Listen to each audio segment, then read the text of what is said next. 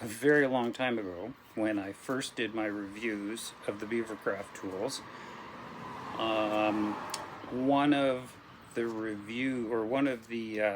comments left was it was good information about how to do flat knives and use the paddle, the Beavercraft honing and stropping paddle, but they were really interested in how to do curved knives that were irregular, something a little bit different than the Beavercraft stuff. A good example is the Beavercraft open hook. You know, this doesn't fit inside the cove inside the paddle, but you can do it on the very inside of the blade, on the outer beads. But you need something a little bit different for really doing the blade, or being able to give it a good work over and clean up if you need to.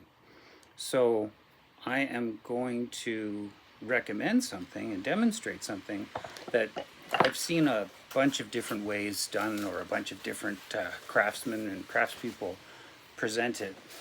But basically, it's all the same principle. You have a round dowel, and you take a piece of 1000 grit wet dry paper, or higher, depending on what you want to be doing, whether it's a honing or stropping without a compound. And then you wrap it around the dowel. This is a 3/8 wooden dowel.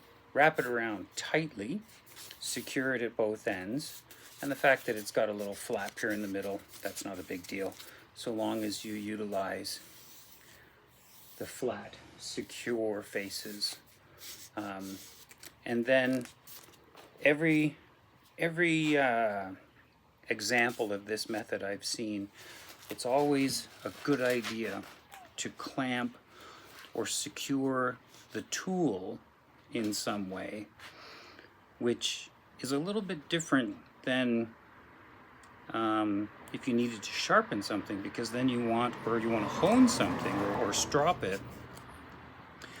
I find it best to be able to clamp and secure the strop and manipulate the tool over the strop. But in this case, we're doing it backwards. Secure the blade or the tool, and that way you can carefully watch to make sure that the surface of your dowel is lining up and riding the bevel appropriately. Now, I don't have the best eyes, so I just do small sections. And that's perfectly fine, because as you're overlapping, you'll blend the surfaces, and you'll be able to run all the way along the bevel. And that's all you do, is you clamp it, take your dowel, and you just run it along your bevel in small sections. You can either run it parallel to the edge, like this, right? So I'm running parallel to the edge, or you can strop it and you can go perpendicular to the edge. You want to make sure that if you're going perpendicular, that you're always going away from the edge, because if you go towards the edge, you slice your paper, gouge into, you cut things. So you want to clamp the tool, hold it with your hand between your knees, whatever, brace it on something, but you really want the tool, you don't want the tool moving. The paper and the dowel, your honing system, moves. And this way you can carefully watch to make sure that you're only riding the bevel and running towards the edge. And that way you'll end up with a nicely honed outer edge. And that's on one example. Here's the open hook, the Beavercraft open hook. And you can do this. So just clamp it between your knees, make sure it's not going to go anywhere, and then just carefully go away, run it along the bevel, make sure you're in full contact, because realistically,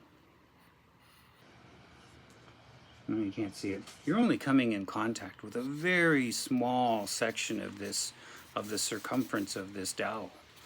So you can twist the dowel, or as I said, just do small sections, or run it this way again in small sections. Adjust your tool, and then just keep doing that. And for the inside, it's just like using the outer bead on the Beavercraft stropping paddle. You just take it, find the flat part of the inner surface of the blade, and then just run it along and run it away from the edge. And it'll be easier. You've got a much larger surface to be working with and running against and referencing against. And you'll end up with a clean, you know, a hazy surface depending on the grit. This is 1000, but this haze on the surface is totally fine. These tools do not need to be stropped to a mirror finish. The mirror finish does play a part in some cutting so that you can see the reflection of where you're cutting, but that's a different topic. So the haze on the surface, no big deal. Your tool will be plenty sharp to cut into wood and especially cut into your fingers. So be careful. But yeah, that's the simplest, this is the simplest and the cheapest way to make a honing or a stropping system. And just a little add to, if you don't want to use sandpaper, you can use the dowel. This is a maple dowel. Just rub your honing compound directly onto the maple dowel. And especially with the beaver stuff, it's a nice soft consistency. Rub that on, then take a flat piece of wood and kind of burnish it into the dowel. And then you can use that as a final hone for your tools. And that works great. You always need to make sure that your dowel is of a smaller diameter than the radius, the inner radius of your hook knife. So this is nice and wide open. The Beavercraft tools are running a nice, what is that, a 3 centimeter to 3.5 centimeter concentric radius or circumference. And I have some other hook knives that are a little bit different. I'm just looking for it. Here we go.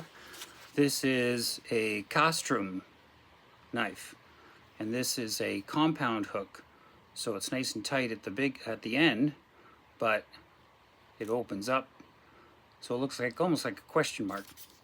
But for this one, if you make sure that this circumference here, or this radius, is larger than your dowel, right, then you'll be able to get a nice consistent roll and movement of your dowel on the inside edge to hone or strop the inside face of your knife. And then you'll be able to use it easily on the outside. So there you go. Nice, simple, effective, cheap way to maintain your knives and keep them at an optimal cutting level. So cool. Keep on carving. Cheers.